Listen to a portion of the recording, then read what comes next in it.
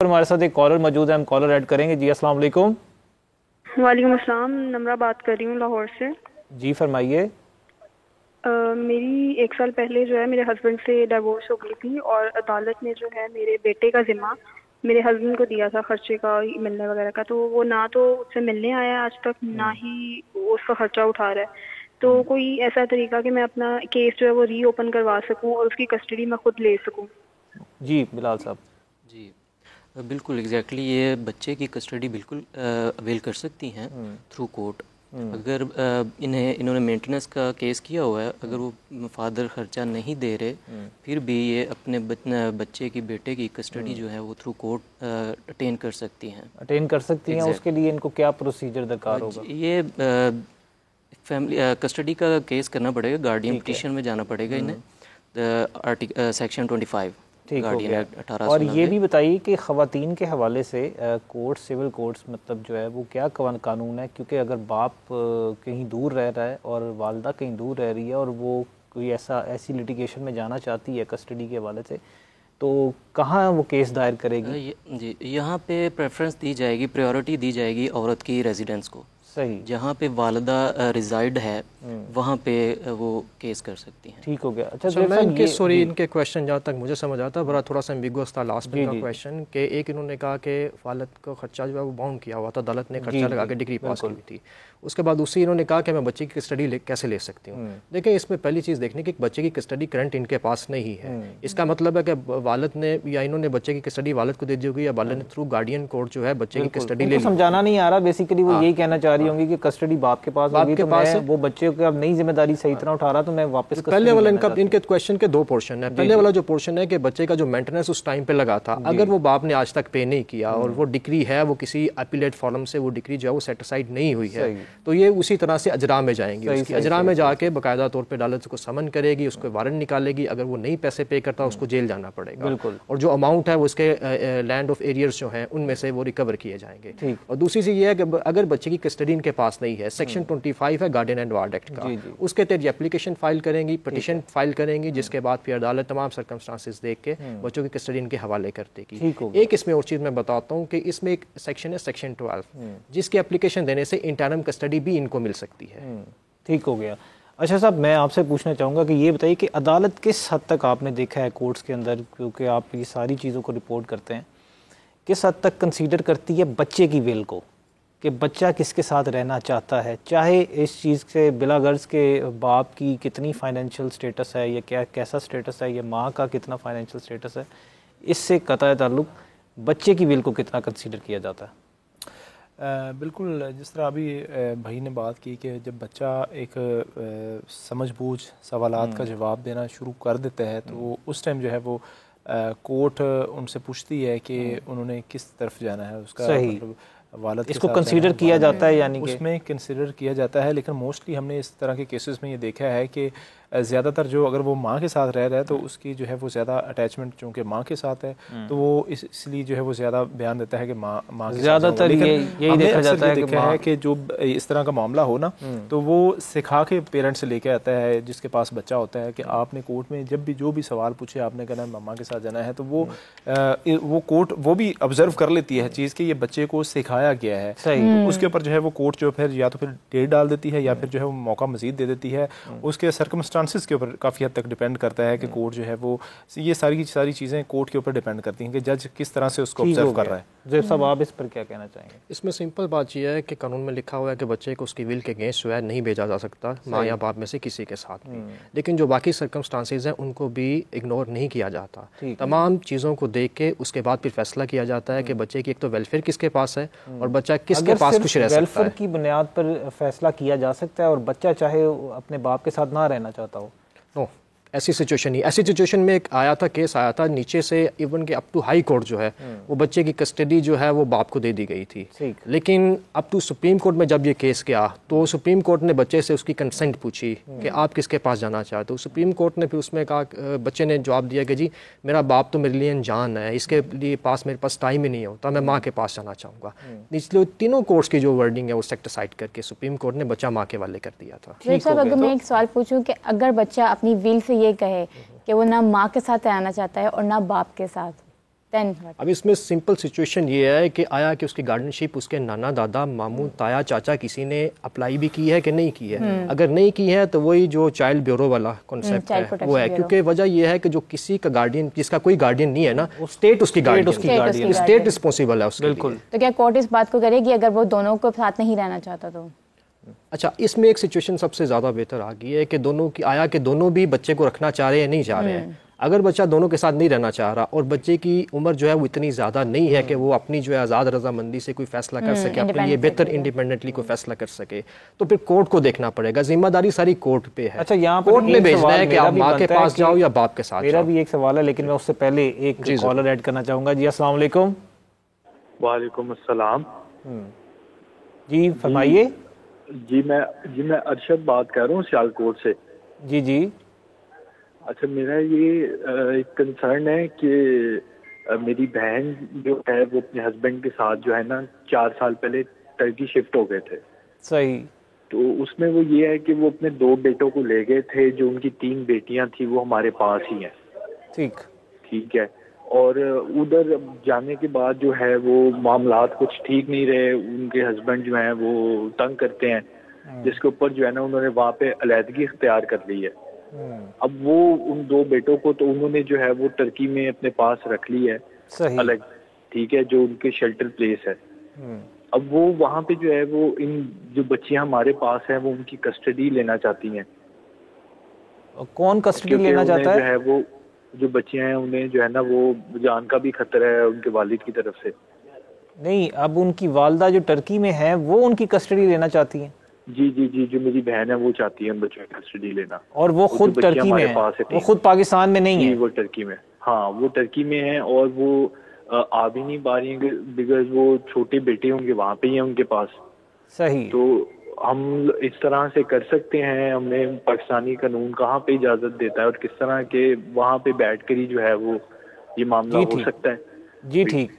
जी ज़ैब साहब, देखिए इसमें जब तक केस करने की बात है ना, थ्रू पावर ऑफ टर्नी वो केस तो दायर कर सकती हैं, अपने भाई को अपना पावर ऑफ टर्नी दे दें या किसी को भी दे दें। लेकिन इसमें मेन जो सबसे बड़ी बात है वो ये है कि कोर्ट की जुरिस्डिक्शन होती है।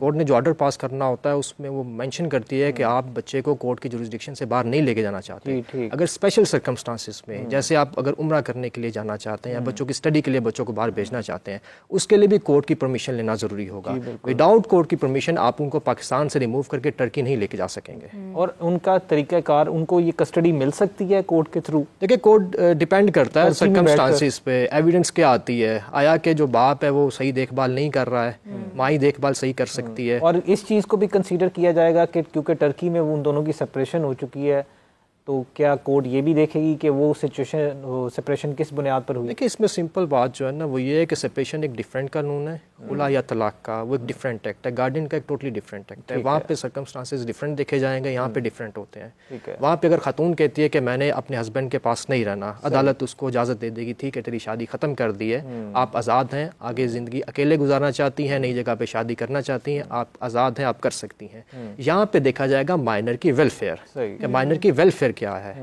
अकॉर्डिंगली फिर कोर्ट जो है वो फैसला करेगी। ठीक है। अच्छा, इससे पहले, इस कॉल से पहले मेरा ये सवाल था आप सबसे कि अगर बच्चा मतलब ये चाहे कि मैंने माँ बाप दोनों के साथ रहना है, तो ऐसी सिचुएशन में कितने केसेस आपने देखे हैं कि जिसमें माँ बाप का पैचअप हो जाए इस बात पर कि बच्चा क्योंकि दोनों के साथ रहना चाहता है? देखिए जो कोर्ट की बात है ना, जहाँ तक आप कोर्ट में जाते हो, मैंने पहले बताया मोस्टली तौर पे आप पॉइंट ऑफ नो रिटर्न पे पहुंचे होते हो।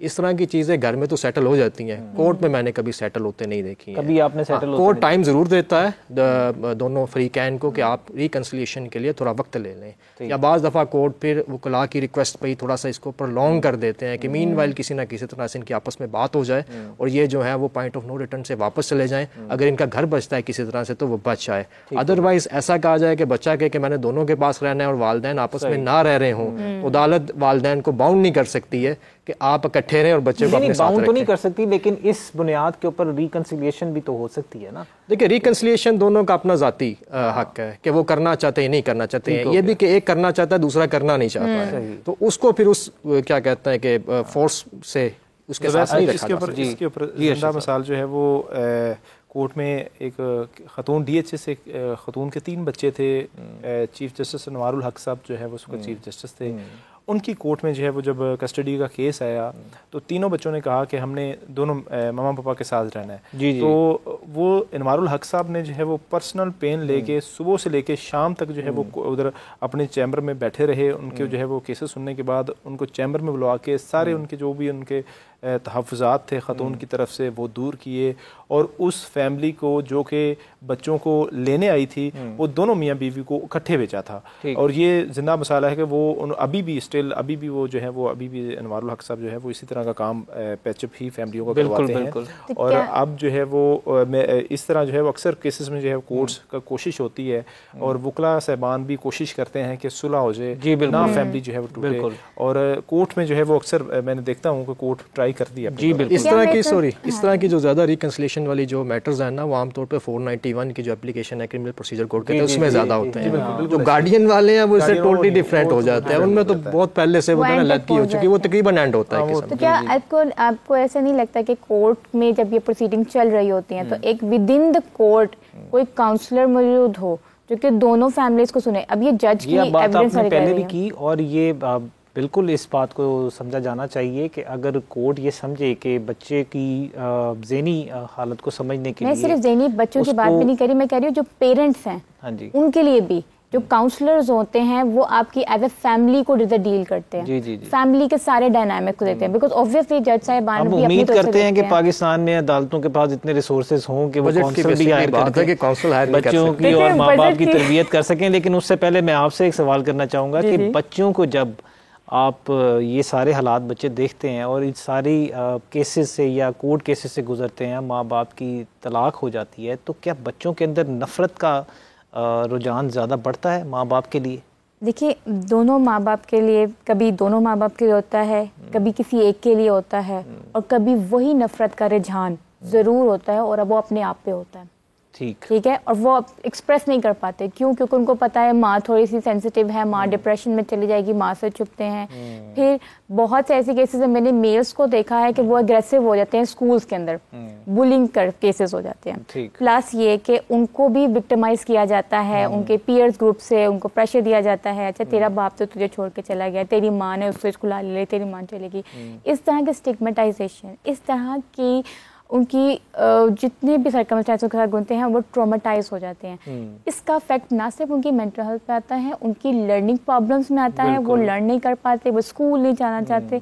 एक माशरे में आप एक छोटा बच्चा है ना, वो एक इतने बड़े होकर मास्टर में क्या बनना है, और वो फिर इस मेरा ख्याल है वायलेंस की तरफ ज्यादा चले जाते हैं बच्चे। देखिए हम टेंडेंसीज हम प्रेडिक्ट तो नहीं कर सकते, लेकिन चांसेस ज्यादा होते हैं क्योंकि उसने देखा ही है, एक्सपीरियंस कर लिया उस चीज को। जी बिल्कुल, उन्होंने घर का माहौल इस तरह से होता था कि वो उन्होंने देखा ही वायलेंस है, तो फिर वो जाहिर है उसी को अडॉप्ट करेंगे ना, उनकी तरबियत उसी तरह से होती है। और मैं इस तरह के केसेस में जब मीटिंग रूम जो बच्चों की मीटिंग रूम के लिए मुख्तस है गार्डियन कोर्ट में जो है वो एक, तो वहाँ पर अक्सर मैंने देखा है कि पढ़ी लिखी फैमिलीज ज़्यादा आती हैं मोस्टली, और वालिदैन के अंदर एग्रेशन इस हद तक होता है कि सेपरेशन भी हो चुकी होती है, लेकिन उसके बावजूद वहाँ पर भी लड़ाइयाँ होती हैं, किसी न किसी पॉइंट पे आके वहाँ पर लड़ाइयाँ होती हैं और मार धाड़ होती है, वहाँ पर भी हस्बैंड वाइफ की लड़ाई हो रही होती है, सेपरेशन भी हो चुकी होती है। इस हद तक जो है वो कईयों की नफरत हो चुकी होती है और बच्चे वहाँ पर रो रहे होते हैं, वो सारा माहौल एक अलग से जो है वो क्रिएट हुआ आता है। बच्चे नाइटमेयर्स का शिकार हो जाते हैं, वो रातों को सो नहीं पाते, उनको वो अपनी जिंदगी जी नहीं पाते। So what you are doing is the child that you bring into the world, इस दुनिया में आप उस बच्चे को लेके आए थे और अब उसके बाद उसका ये सलूक कर रहे थे, क्यों? क्योंकि आपको पहले ही ना चाकी थी। ठीक, तो यहाँ पे माँ बाप को गाइड करने की जरूरत है। और ये भी बताइए कि मोस्टली ऐसे केसेस में जो बच्चे आपके पास ऐसे आते हैं ट्रीटमेंट के लिए, आप क्या देखती हैं कि ज्यादा कसूर माँ बाप में से किसका होता है? देखिए ये केस बाय केस होता है, मैंने आपको पहले भी बताया। समटाइम्स मेल जो है वो अग्रेसिव होता है या अब्यूसिव होता है, वो इस चीज़ को डिसरिगार्ड करता है, एंड सम टाइम फीमेल ऐसी होती है जो कि उसको ये कह रही होती है कि मेरी जिम्मेदारी नहीं है, I have to go to my kitty parties, I have my own social life, I am not the ayah of your child, तुम इसका ख्याल रखो। और मेल बहुत कंसिडरेट होते हैं, और सम टाइम्स ऐसा होता है कि मेल इज़ टोटली इंडिपेंडेंट, के बस खर्चा दे दिया एंड दैट्स इट, कोई बच्चे के साथ कनेक्शन नहीं है। बच्चा दोनों केसेस में होता है, again we are talking about सब ऐसे केसेस आप प्रैक्टिकली देखते हैं? प्रैक्टिकली अगर बात करूँ ना तो एक्सेप्शंस हर जगह पे हैं। मैंने बच्चों को स्टेप फादर के साथ बहुत खुश देखा है, अच्छा, इवन के स्टेप मदर के साथ भी बास बच्चों को बहुत खुश देखा है। तो बात वही है कि जो आपका अंदर है ना, उसको हमें सही करने की ज़रूरत है।